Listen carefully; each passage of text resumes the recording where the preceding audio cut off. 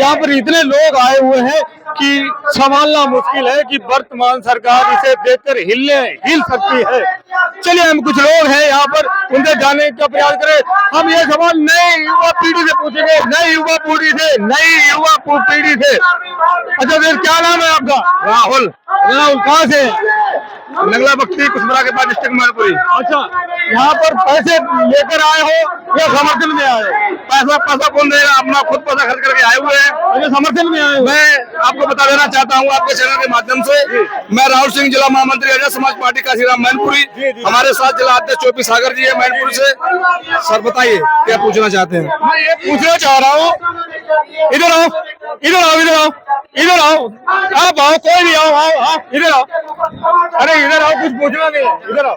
ये हमारा देश का भविष्य है जो कटरा रहा है।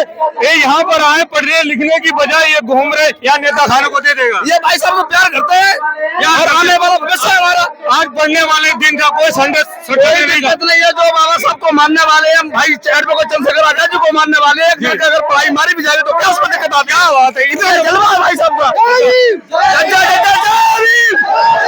इस तरीके से चंद्रशेखर आजाद को प्यार करने वाले लोग हैं। सर एक और सवाल है, यूजीसी को लेकर भैया 11 तारीख को दिल्ली जंतर मंतर पे जाने वाले हैं, उनके साथ आप वहां तक जाओगे? भाई साहब ने आह्वान किया है। ये डिस्ट्रिक्ट मैनपुरी की आजाद समाज पार्टी की पूरी टीम, और मैं तो ये कहना चाहता हूँ आपके माध्यम से, उत्तर प्रदेश के SC ST OBC के समुदाय के लोग जंतर मंतर पर जाने का काम करें। 11 तारीख को, 11 फरवरी को जो भाई साहब एडवोकेट चंद्रशेखर आजाद ने आह्वान किया है, उसका हम पूरा समर्थन करते हैं और इस उत्तर प्रदेश के अंदर यूजीसी को लागू करा के रहेंगे।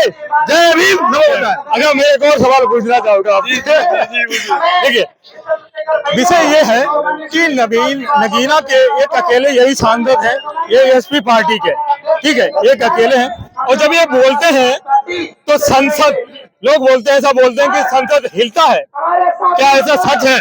आपको क्या लगता है? मैं आपके चैनल के माध्यम से मैं आपसे इस बात का पुनः अपील करता हूं कि आपको क्या लगता है? अगर आपको ऐसा नहीं लगता है,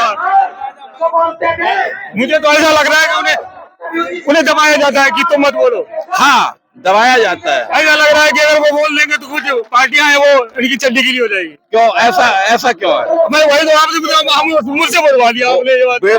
बिल्कुल मैं आपसे कहलवाना यही तो चाह रहा था कि आप जो सही बात, तो जो सही तत्वों पे उन पे आप आ जाइए। नहीं, मैं आपको अपना परिचय देता हूँ। जी। मैं मैनपुरी का OP सागर, आजाद समाज पार्टी जिलाध्यक्ष। और आपने एक बात कही है कि भाई जब बोलते हैं तो पार्टियों की गीली चड्डी हो जाती है। आपने बहुत अच्छी बात, इसका कारण क्या है कि मेरे भाई जो बात कहते हैं माननीय राष्ट्रीय अध्यक्ष जी, पूरी ताकत के साथ और तथ्यों के साथ और संविधान के साथ, माननीय राष्ट्रीय अध्यक्ष जी जो भी बात कहते हैं वो संविधान के दायरे में रह के बात कहते हैं और संविधान की बात कहते हैं। जब विपक्ष उनके नहीं, जब संविधान उनके सवालों में उलझ जाता है, जब फंस जाता है, तो सीधी सी बात है चड्डी के लिए होनी है। अरे एक बार उन्होंने सांसद में ये कहा था कि स्पीकर महोदय आप मुझे अधूरे सवाल पर रोक देती हैं, ऐसा क्यों? ऐसा इसलिए है कि वो जानते हैं कि भाई कहीं पूरी तय तक बोल गए तो विपक्ष को बहुत लेने देने हो जाएंगे, जवाब नहीं दे पाए। सवाल और उन्होंने किया था, शिक्षा वो शेरनी का दूध पिया है इसने पिया वही दाड़ा है। तो उन्होंने बोला, स्पीकर महोदय बोले कि ये कोई बात नहीं है, ये कोई मुद्दा नहीं, तथ्यों पे बात है। अब वो उनकी आज तक ऐसी मंशा रही है मेरे भाइयों कि जो दबे कुचले लोग हैं, SC ST माइनॉरिटी BC और सिख ईसाई जितने भी मेरे समाज के भाई रहे हैं, वो चाहते हैं कि अशिक्षित रहो। और अशिक्षित होना सबसे बड़ा कारण है कि वो कभी भी अपने इतिहास को नहीं जानेगा और सवाल वही करेगा जो अपना इतिहास जानेगा। सर मैं एक और बात पूछना चाहूंगा, यहाँ पर लमसम कितने लोग आए होंगे भैया को समर्थन देने के लिए? आप अपने मीडिया के कैमरे के द्वारा सभी को दिखा दें। मुझे अकेले आप दिख रहे हो, मुझे अकेले आप दिख रहे हैं। इसका मतलब ये है कि आप भी उन लोगों में से हो जो कि आपको भी बोल सकते हो, मैं फ्री हूँ। नहीं फ्री के लिए मैं डरता नहीं हूँ। जो बात सत्य है वो सत्य है, और सत्य कहने से मैं आपको एक बात बताना चाहता हूँ कि भीम आदमी आजाद समाज पार्टी सत्य बातों को कहने के लिए कभी डरती नहीं है, ना कभी भय खाती है। होना भी चाहिए, मैं भी सत्य के एक बहुत सीधी सी बात है, जिंदगी मौत किसकी यारी, आज मेरी बारी तो कल तेरी बारी।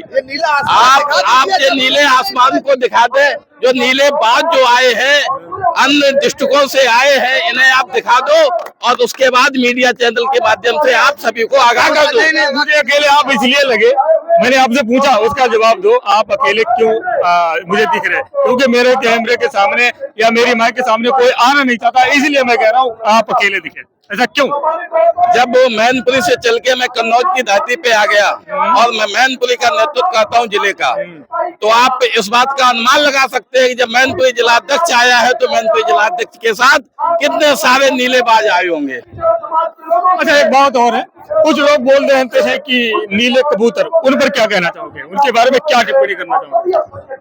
अब उनकी सोच उन तक सीमित, वो क्या कहते हैं क्या नहीं कहते हैं, मुझे उनके कहने पे कोई फर्क नहीं है।